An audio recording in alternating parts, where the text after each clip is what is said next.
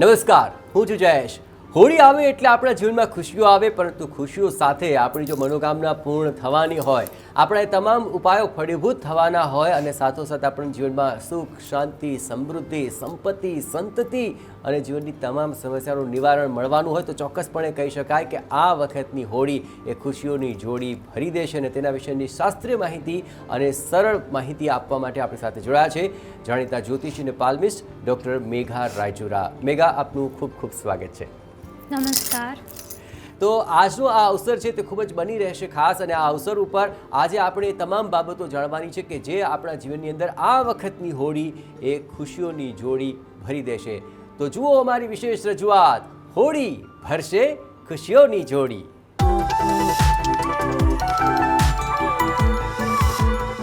હોળી પર્વ આવે અને સાથે સૌ કોઈ રંગોત્સવ મનાવવા માટે આખરે અધીરા બનતા હોય છે, પરંતુ હોળી પ્રગટાવવાનું પણ એટલું મહાત્મ્ય છે અને રંગોત્સવનું પણ એટલું જ મહાત્મ્ય છે. તો ભેગા આખરે આ વખતે હોળી પર્વ જે છે, ખાસ કરીને હોળી જે પ્રગટાવવાનું પર્વ તો છે, પણ રંગોત્સવનું પણ પર્વ છે.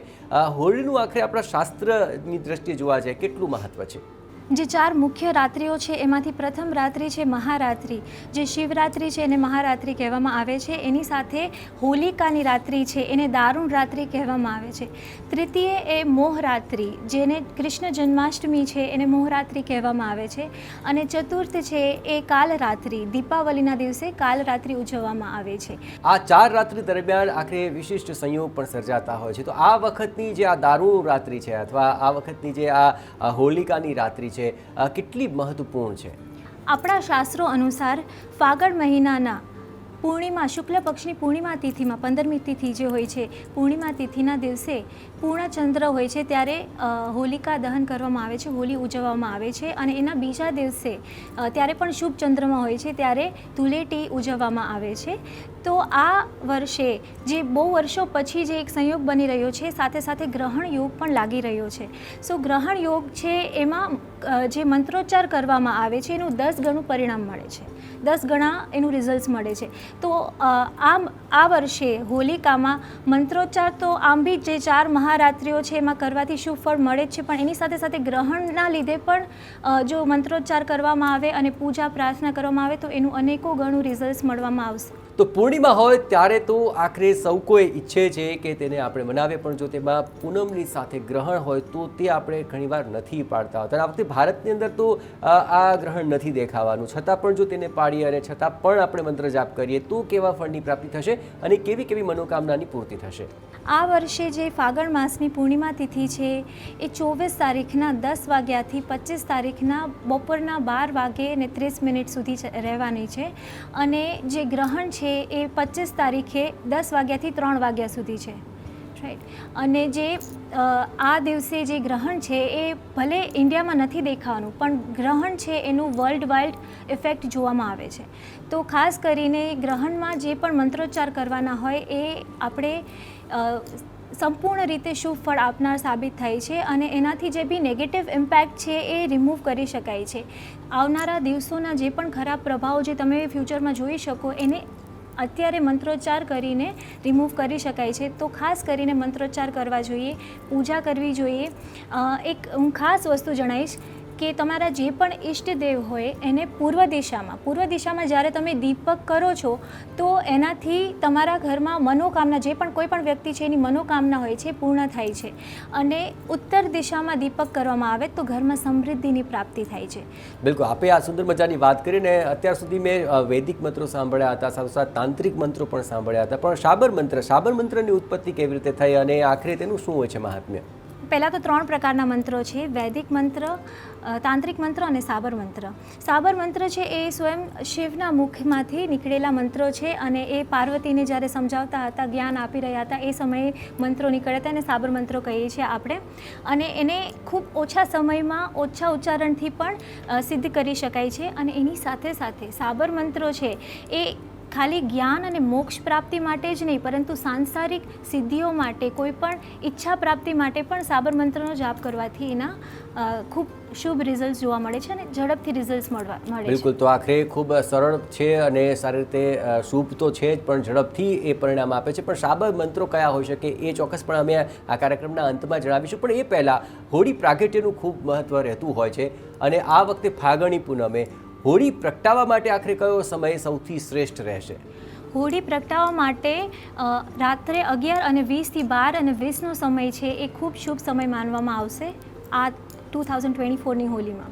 બિલકુલ. અને આ તમામ બાબતોની અંદર સૌથી મહત્વની બાબત એ પણ રહેશે કે જ્યારે આપણે હોળી પ્રગટાવતા હોઈએ છીએ ત્યારે ઘણી બધી બાબતોનું ધ્યાન રાખતા હોય છે. તો આ વખતે હોળી પ્રગટાવીને જ્યારે કોઈ દર્શન કરવા જશે તો એવા તબક્કે કઈ કઈ બાબતોનું ખાસ ધ્યાન રાખવાનું છે અને કઈ એવી બાબતો છે કે જે આપણે બિલકુલ પણ નથી કરવાની? હોળી એ શુભ પર્વ છે, ઓસ્પિશિયસ ડે છે.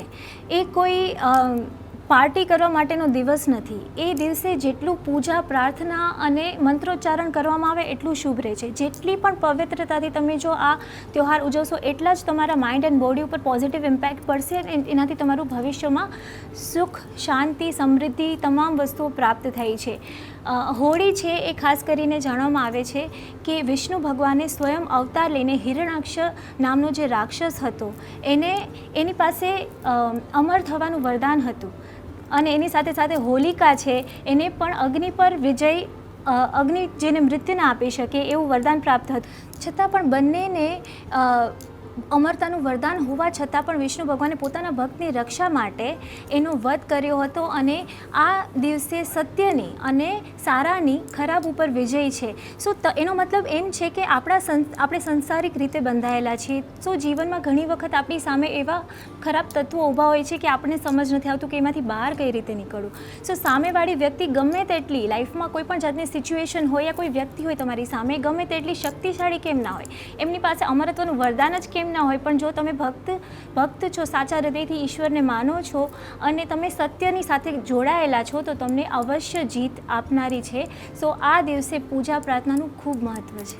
બિલકુલ. ખાસ કરીને જો હોળીની વાત કરીએ તો એ પ્રતીક શેનું છે? ખાસ કરીને આ પ્રતીક તો આપણે ચોક્કસપણે તે સમજીએ અને સાથોસાથ એ પણ સમજાવો કે હોળી પ્રગટાવીએ ત્યારે કઈ કઈ બાબતોનું ધ્યાન રાખીએ? સો આ એક દિવસ એ ખૂબ શુભ દિવસ છે. તો એ દિવસે ખાસ કરીને વિષ્ણુ ભગવાન અને લક્ષ્મીજીની પૂજા કરવામાં આવે છે. સો જેનાથી સમૃદ્ધિની પ્રાપ્તિ થાય. સો લક્ષ્મીજીની પૂજા થાય છે, એની સાથે સાથે રાધા કૃષ્ણ સાથે પણ જોડાયેલો તહેવાર છે.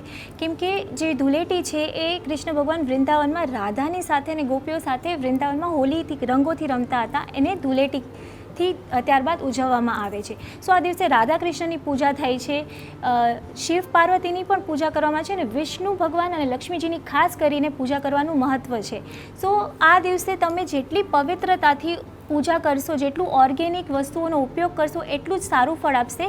આલ્કોહોલ યા કોઈ એવી નશાની વસ્તુઓ જો ઉપયોગ કરવામાં આવે તો એનાથી એક્સિડન્ટ્સના તથા બીમારીના યોગ બને છે. કેમ કે હોળી છે એ સેટર્ન, શનિ સાથે, એસ્ટ્રોલોજી મુજબ શનિ સાથે કનેક્ટેડ તહેવાર છે. તો શનિ છે એ ડિસિપ્લિન સાથે, હાર્ડવર્ક સાથે, પરસિસ્ટન્સ સાથે કનેક્ટેડ પ્લાનેટ છે. તો તમે જેટલું આને સાત્વિકતાથી ઉજવશો એટલું જ શુભ ફળ પ્રાપ્ત થશે, ભાગ્યની પ્રાપ્તિ થશે, પ્રોસ્પેરિટીની પ્રાપ્તિ થશે અને સક્સેસની પ્રાપ્તિ થશે. પરંતુ એની સાથે સાથે શુભતાથી અને પવિત્રતાથી ઉજવવાનું ખૂબ મહત્ત્વ છે. બિલકુલ. તો આખરે આપણે ચોક્કસપણે આ શનિના પ્રતીક સમાન જે હોળી છે તેમાં ડિસિપ્લિનનું ધ્યાન રાખીશું, સાત્વિક રીતે આ હોળીનું પ્રાગટ્ય કરીશું. પરંતુ આ જ હોળી જો ખુશીઓની જોડી ભરી દેતી હોય તો આખરે ચોક્કસપણે મનોકામનાની પૂર્તિ પણ થતી હશે. તો મનોકામના પૂર્ણ થઈ શકે આ વખતે હોળીની અંદર મેઘા, એ માટે કયા ઉપાય આજે સૂચવશો? સો કેમ કે કૃષ્ણ ભગવાન અને લક્ષ્મીજીની વાત થઈ રહી છે તો બંનેને એક વસ્તુ પ્રિય છે, એ છે ગોમતી ચક્ર. 3, 7 અથવા 11 ગોમતી ચક્ર લો, તેને હોલિકા દહનના દિવસે પ્રદક્ષિણા કરતાની સાથે સાથે તમારી મનોકામના કહેતા જાઓ અને એમાં પધરાવતા જાઓ. આવું કરવાથી તમારા ઘરમાં લક્ષ્મીની પ્રાપ્તિ થશે અને તમારી જે પણ મનોકામના છે એની પૂર્તિ થશે. શું મહાદેવ સાથે મનોકામનાને જોડીને પણ કોઈ ઉપાય આપણે કરી શકીએ? કારણ કે ઘણા લોકો આ દિવસો દરમિયાન પોતાના આરાધ્ય દેવની પણ પૂજા અર્ચના કરતા હોય છે. તેવો કોઈ ઉપાય બતાવો કે સૌ કોઈની મનોકામના પણ પૂર્ણ થાય અને તેમના આરાધ્ય દેવનું પણ આખરે પૂજન થઈ જાય. ડેફિનેટલી શિવજી છે એમની પૂજા કરવી અત્યંત શુભ માનવામાં આવે છે હોલિકાના દિવસે પણ, કેમ કે એ 4 મુખ્ય રાત્રિઓમાંથી એક રાત્રિ છે. તો ગોમતી ચક્ર છે એને બાધાઓ સાથે પણ જોડવામાં આવે છે. જીવનમાં કોઈ પણ પ્રકારની બાધાઓ છે એને દૂર કરવા માટે ગોમતી ચક્રનો ઉપયોગ કરવામાં આવે છે. તો એ જ રીતે 3, 7 અથવા 11 ગોમતી ચક્ર લઈને જો શિવજીને ચડાવવામાં આવે તો એનાથી પણ તમારા જીવનમાં જે પણ બાધાઓ આવી રહી છે એનું સોલ્યુશન મળે છે. અને આ હોળી ઉપર આપણે ઘણીવાર જોયું હોય છે કે લોકો પ્રદક્ષિણા કરતા હોય છે અને તેની સાથે સ્વાસ્થ્યની બાબતો જોડાયેલી છે એવી વાતો આપણે આપણા જે વડીલો છે તેની પાસેથી સાંભળી છે. અને ઘણા લોકો પોતાના શરીરને એક શેક મળે એ રીતે પણ પ્રદક્ષિણા કરતા હોય છે. તો સ્વાસ્થ્ય સાથે જોડાયેલું છે આ હોળી પર્વ. તો સ્વાસ્થ્ય સંબંધી કોઈ એવો ઉપાય જણાવો મેઘા કે જેનાથી બીમારીઓ દૂર થઈ શકે, સ્વાસ્થ્યવર્ધક તેમને બાબતો જાણી શકે? ડેફિનેટલી વૈદિક જ્યોતિષ મુજબ શ્રીફળના એવા ઉપાયો છે જેની સાથે અને અમુક એવી ઇન્ગ્રીડિયન્ટ્સ છે જેનાથી તમે સ્વાસ્થ્ય સંબંધી જે પણ સમસ્યા છે એનું નિરાકરણ મળી શકે. ખાસ કરીને શ્રીફળ લેવાનું, બાલવાળું શ્રીફળ, એને એન્ટી ક્લોકવાઇઝ જે ક્લોક ફરે એનાથી ઉલટું, રાઈટ. સો એન્ટી ક્લોકવાઇઝ 7 ટાઈમ્સ તમારી ઉપરથી ઉતારી અને હોલિકા દહનના દિવસે જો હોલીમાં પ્રગટાવવામાં આવે, પધરાવવામાં આવે તો એનાથી જે લાંબા સમયથી તમારી કોઈ દીર્ઘકાલીન બીમારી ચાલી રહી છે યા કોઈ એવી બીમારી છે જેનું કોઈ સોલ્યુશન નથી મળી રહ્યું તો એમાંથી તમને મુક્તિ મળે છે.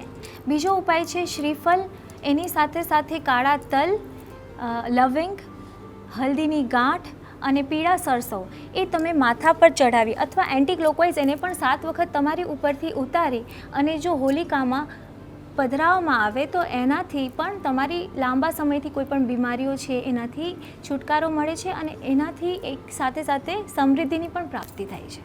તો સ્વાસ્થ્ય સંબંધી આ ઉપાય કરશો તો ચોક્કસપણે આ વખતની હોળીમાં આપની તમામ બીમારીઓનું સમાધાન થઈ જશે. પણ જ્યાં સુધી જીવનમાં સંપત્તિ ન હોય મેઘા, ત્યાં સુધી ઘણી બધી સમસ્યાઓ મોટી લાગતી હોય છે. તો સંપત્તિ વધે એવો કોઈ ઉપાય સૂચવો? હોલિકાના દિવસે જે ખૂબ શુભ દિવસ છે એ દિવસે જો દીપક પ્રગટાવવામાં આવે તો એનાથી પણ શુભ રિઝલ્ટ પ્રાપ્ત થાય છે. તમારા ઘરના મેઇન ગેટમાં બંને તરફ દીપક પ્રજ્વલિત કરો અથવા તમારા ઓફિસના મેઇન ગેટમાં બંને તરફ દીપક પ્રજ્વલિત કરો. એ દીપક યા તો લોટથી, ઘઉંના અથવા અન્ય અનાજના લોટથી બનાવવામાં આવે છે અથવા જે માટીના કોડિયા છે એનો પણ ઉપયોગ કરી શકો. અને એની સાથે સાથે યા તો ઘીના દીપક પ્રગટાવી શકો અથવા સરસવના તેલના દીપક પ્રગટાવો. બંને દીપક જ્યારે બુઝાઈ જાય ત્યારે એને લઈ અને હોલિકા દહનના દિવસે એ જ દિવસે તમે પ્રગટાવજો. રાત્રે 10 વાગ્યા આસપાસ પ્રગટાવજો. 11 વાગે જ્યારે હોલિકા દહન થશે ત્યારે તમે એ દીપકને એમાં પધરાવી દેજો. આવું કરવાથી સમૃદ્ધિના માર્ગ ઓપન થશે અને એની સાથે સાથે તમારા વ્યાપારની વૃદ્ધિ થશે અને લક્ષ્મીજી તમારા ઘરે પ્રવેશ કરશે. અને જ્યારે હોળી પ્રાગટ્ય થઈ જાય ત્યાર દરમિયાન તો લોકો પ્રાર્થના કરતા હોય છે, પૂજન અર્ચન કરતા હોય છે, પ્રદક્ષિણા કરતા હોય છે. તેના થકી આપની બીમારી પણ દૂર થશે, સમૃદ્ધિની પણ પ્રાપ્તિ થશે. પણ હોળી પૂજાઈ જાય ત્યારબાદ આખરે તેની ભસ્મના પણ ઘણા બધા ઉપાય લોકો કરતા હોય છે. તો આખરે એ ભસ્મનું શું મહાત્મ્ય છે અને એ ભસ્મ થકી શું કોઈ ઉપાય આપ સૂચવવાના છો? એ ભસ્મને ખૂબ પવિત્ર ભસ્મ માનવામાં આવે છે અને એનો ખૂબ ઉમદા ઉપાય હોય છે અને એનાથી ખૂબ સટીક રિઝલ્ટ્સ મળે છે. જે એકદમ મોસ્ટ ઇફેક્ટિવ રિઝલ્ટ જેને કહેવાય ને એ પ્રાપ્ત થઈ શકે છે. એકદમ ઇન્સ્ટન્ટ રિઝલ્ટ પ્રાપ્ત થાય છે. ઘણી વખત તમે એવા લોકોને કહેતા સાંભળ્યું હશે કે મને કોઈની નજર લાગી ગઈ છે. દેખો, આપણી જે દૃષ્ટિ છે ને એમાં તેજ છે, એટલે જ જે જગ્યા પર દૃષ્ટિ પડે છે એ વસ્તુ એક્ટિવ થઈ જાય છે. તો દૃષ્ટિમાં તેજ છે તો તમારી કોઈ પણ વ્યક્તિની યા કોઈ પણ વસ્તુ પર ખરાબ દૃષ્ટિ જો જતી હોય, રાઈટ, તો તમારા ઘર ઉપર યા તમારી ઉપર કોઈની ખરાબ દૃષ્ટિ પડી તો તમને નજર દોષ લાગે છે, રાઈટ, અને ઘરમાં પણ નેગેટિવ ઉર્જા ઉત્પન્ન થાય છે. સો આવું હોય તો તમે જે ભસ્મ છે એ લઈને આવો અને ઘરમાં જે ઝાડુ પોછા થતા હોય છે એ પોછાના પાણીમાં તમે એ ભસ્મ અને નમક નાખી અને ઘરને ક્લીન કરો. આવું કરવાથી ઘરમાં રહેલી તમામ નેગેટિવ ઉર્જા હોય છે અથવા કોઈ નજર ટોક હોય છે અથવા કોઈ ભૂત પ્રેત યા કોઈ સ્પિરિટ યા એવું કશું હોય તો એ પણ એનાથી તમને મુક્તિ મળે છે. અને એની સાથે સાથે ઘણી વખત લોકોને ખુદને પણ નજર લાગી ગઈ હોય છે પોતાને. તો વ્યક્તિને પણ નજર લાગી હોય તો તમે જ્યારે નાની અને દાદીના જે પણ ટોટકા યુઝ કરતા હો છો, મીઠું મરચું, જે રાઈ, આ બધી વસ્તુનો ઉપયોગ કરતા હો છો, કોઈ પણ રીતે તમે નજર ઉતારતા હો છો, એની સાથે સાથે આ ભસ્મનો પણ ઉપયોગ કરવામાં આવે અને નજર ઉતારવામાં આવે તો વ્યક્તિને સંપૂર્ણ રીતે નજર દોષમાંથી મુક્તિ મળે છે. તો આ પ્રકારે જે ભસ્મ હોય છે એ ભસ્મ થકી ઘણા બધા ઉપાય લોકો કરતા હોય છે. ખાસ કરીને આખું વર્ષ દરમિયાન પણ લોકો આ ભસ્મ સાચવતા હોય છે. તો આખા વર્ષ દરમિયાન આ ભસ્મ સાચવી રાખીએ અને તેને લઈને જો કોઈ ઉપાય કરીએ તો શું આખું વર્ષ દરમિયાન તેનો ફાયદો મળે ખરો? ડેફિનેટલી. આને તમે તિજોરીમાં પણ રાખવામાં આવે તો સમૃદ્ધિની પ્રાપ્તિ થાય છે. ઘરની બહાર લગાવવામાં આવે તો એનાથી ઘરમાં નેગેટિવ ઉર્જા પ્રવેશ નથી કરતી. અને એની સાથે સાથે શિવજીને પણ ભસ્મ જો ચડાવવામાં આવે આ દિવસે, જેમ કે શિવજીની પૂજા તમે કરતા હો છો તો જલ લો, એની અંદર દૂધ નાખો, ગંગાજળ નાખો, હલ્દી નાખો, કેસર નાખી શકો, એક મુઠ્ઠી અક્ષત, સફેદ, ગુલાબી અને લાલ ફૂલ પણ એની સાથે નાખો અને થોડી ભસ્મ નાખી દો. અને આનાથી જો શિવજીને અભિષેક કરવામાં આવે અને એની સાથે સાથે 11 બેલીપત્ર પણ ચડાવી દો અને એક સોપારી. આટલી વસ્તુ, આટલા ઇન્ગ્રીડિયન્ટ્સ છે. તમે બધા ઇન્ગ્રીડિયન્ટ્સ લો એ જરૂરી નથી, પરંતુ જેટલા શક્ય હોય એટલા ઇન્ગ્રીડિયન્ટ્સ લઈને જો શિવજીનો અભિષેક કરવામાં આવે તો તમામ પ્રકારની સમસ્યાઓનું નિવારણ થઈ જાય છે. તો તમામ સમસ્યાનું નિવારણ પણ આ હોળી થકી જ અને હોળીના દિવસે થતા ઉપાયો થકી થઈ શકે છે. જો મનોકામના પૂર્તિ કરવી હોય, બીમારીથી મુક્તિ મેળવવી હોય, સમૃદ્ધિની પ્રાપ્તિ કરવી હોય અને જીવનની તમામ સમસ્યાઓનું સમાધાન કરવું હોય તો હોળી થકી એ થઈ શકે છે. તો આગળ આપને એ પણ જણાવીશું કે ગ્રહ દોષમાંથી કેવી રીતે નિવારણ મેળવશો, લગ્ન સંબંધી સમસ્યાઓ કેવી રીતે દૂર કરશો અને મંત્રો થકી કેવી રીતે આ હોળી થકી આપના જીવનમાં ખુશીઓની જોડી ભરાશે. તો જો આગળ પણ જોવાનું ચૂકશો નહીં. હોળી ભરશે ખુશીઓની જોડી.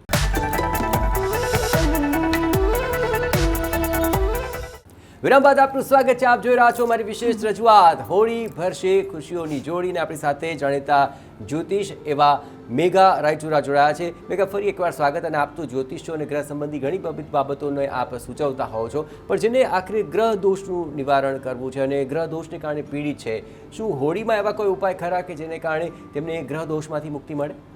ડેફિનેટલી. જે હોલિકાની જે ભસ્મ છે એ ભસ્મને જો નાહવાના પાણીમાં નાખી અને એનાથી નાહવામાં આવે, સ્નાન કરવામાં આવે તો એનાથી તમામ પ્રકારના ગ્રહ દોષનું નિવારણ પણ થાય છે. તો આખરે આ ઉપાય તો આપે ચોક્કસપણે સૂચી દીધો છે, પરંતુ સૌથી વધારે જે રંગ પર્વ લોકો મનાવતા હોય છે હોળી પ્રાગટ્ય બાદ બીજા દિવસે, તો આખરે આ રંગ પર્વનું શું મહત્વ છે? ખાસ કરીને જે ધૂળેટી છે એ શ્રી કૃષ્ણ ભગવાન એ વૃંદાવનમાં રાધા અને ગોપીઓ સાથે રંગોથી હોળી રમતા હતા અને ત્યારબાદ એની શરૂઆત થઈ છે. રંગોનું ખૂબ મહત્ત્વ છે. વૈદિક એસ્ટ્રોલોજી અને ખાસ કરીને રાવણ સંહિતામાં રંગોને ખૂબ સારી રીતે વર્ણવવામાં આવ્યા છે. તો જો ખાસ કરીને જો રંગોનો ઉપયોગ કરવામાં આવે તો દરેક ગ્રહને કંટ્રોલ કરી શકાય અને એની સાથે સાથે તમને જોઈએ એવું ઈચ્છિત ફળ પ્રાપ્ત કરી શકાય. જેમ કે દરેક ગ્રહ છે એ અલગ અલગ રંગ સાથે કનેક્ટેડ છે. એઝ આઈ સેડ, તો જે બ્લુ રંગ છે એ શનિ સાથે જોડાયેલો છે, બ્લુ અને જાંબુની રંગ. તો શનિ છે એ હાર્ડવર્ક, પરસિસ્ટન્સ અને ડિસિપ્લિન સાથે જોડાયેલો ગ્રહ છે. તો એ જ રીતે પીળો રંગ છે એ ગુરુનો રંગ છે અને એ પ્રોસ્પેરિટી, વિઝડમ, નોલેજ સાથે જોડાયેલો છે. લાલ રંગ છે એ મંગળનો રંગ છે.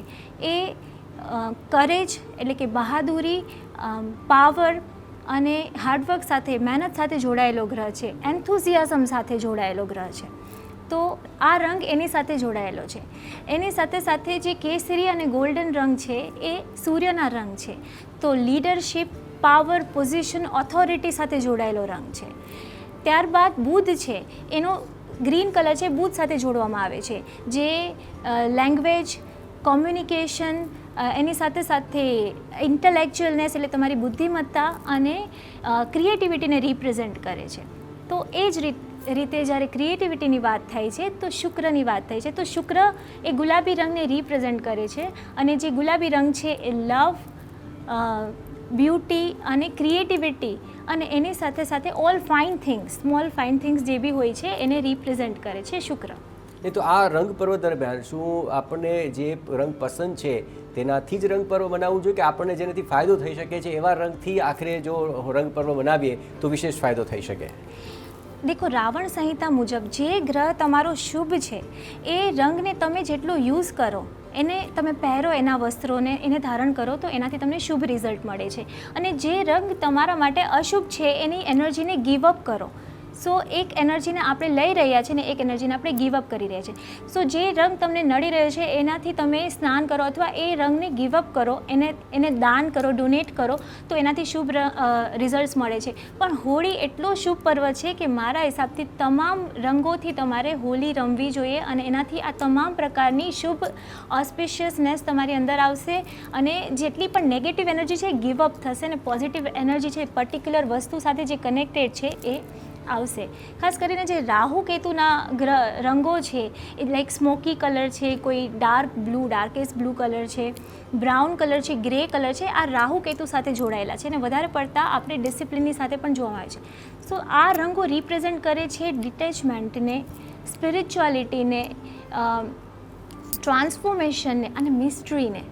સો બધા રંગોને ઉપયોગમાં લેવા જોઈએ, પણ તમારા માટે જે શુભ ગ્રહો છે જો એના રંગોને તમે ઉપયોગમાં લો તો ખૂબ સારું અને હોળીના દિવસે તમામ રંગોથી હોળી રમવી જોઈએ. અને આ તબક્કે આખરે પ્રેમનો રંગ કયો હોઈ શકે મેઘા? કારણ કે પ્રેમ લગ્ન જેને કરવા છે અથવા જેને થઈ ગયા છે અને જેને લગ્નની હજુ શરણાઈઓ નથી બાકી, એવે તબક્કે કોઈ ઉપાય સૂચવો કે જેથી આ રંગોના પર્વમાં એમના જીવનમાં પ્રેમ રંગ પણ ખીલી ઉઠે? તો આજે ઓસ્પિશિયસ ડે છે અને કૃષ્ણ ભગવાન લડ્ડુ ગોપાલની પૂજા કરવામાં આવે છે અથવા રાધા કૃષ્ણની પૂજા કરવામાં આવે છે. તો લાલ ગુલાબ અને લાલ ગુલાલ, સો લાલ ગુલાબ અને લાલ ગુલાબથી જો કૃષ્ણ ભગવાનની પૂજા કરવામાં આવે ને એને ચઢાવવામાં આવે તો આનાથી પ્રેમ વિવાહના યોગ બને છે. તમે જે પણ લાલ ગુલાલ ચઢાવો છો એ તમે થોડું તમારા હાથમાં બી લગાવી લો અને થોડું તમારી જોડે તમારા ઘરે પણ લઈ જાઓ, એને તમારા મંદિરમાં રાખી દો. આનાથી પણ શીઘ્ર વિવાહના યોગ બને છે.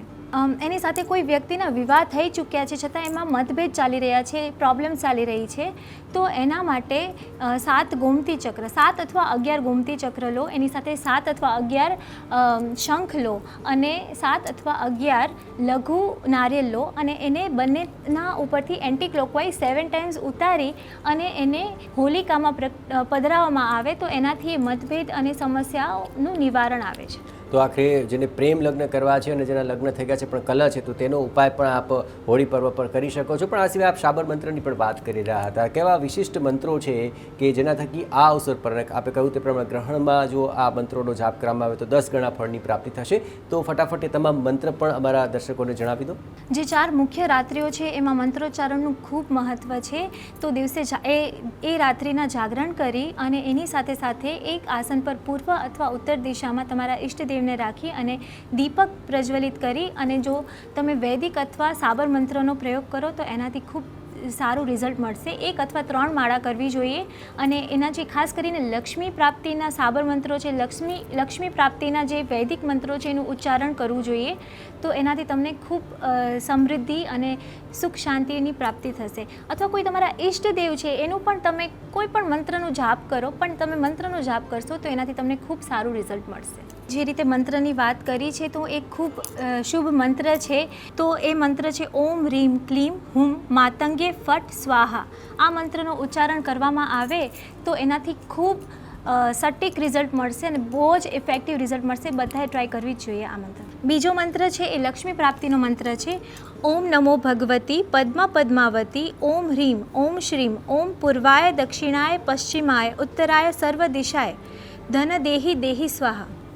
તૃતીય મંત્ર છે એ છે ઓમ રીમ શ્રીમ ગોમ હમ ફટ સ્વાહા.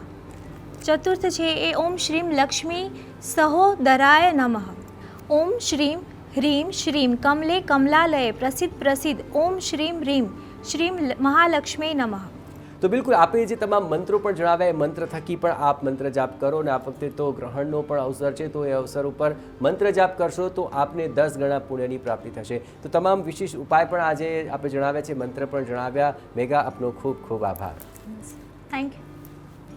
તો આ વખતનો અવસર એ અવસર છે કે જે અવસર પર આપણી મનોકામનાની પૂર્તિ થશે. આપણી કોઈ પણ ઈચ્છા હોય હોળી પર્વ પર અમે સૂચવેલા આ જે તમામ ઉપાય છે કરશું તો ચોક્કસપણે આપણા જીવનની ખુશીઓની જોડી ભરાઈ જશે. એ જ અભ્યર્થના. રજા આપશો. નમસ્કાર.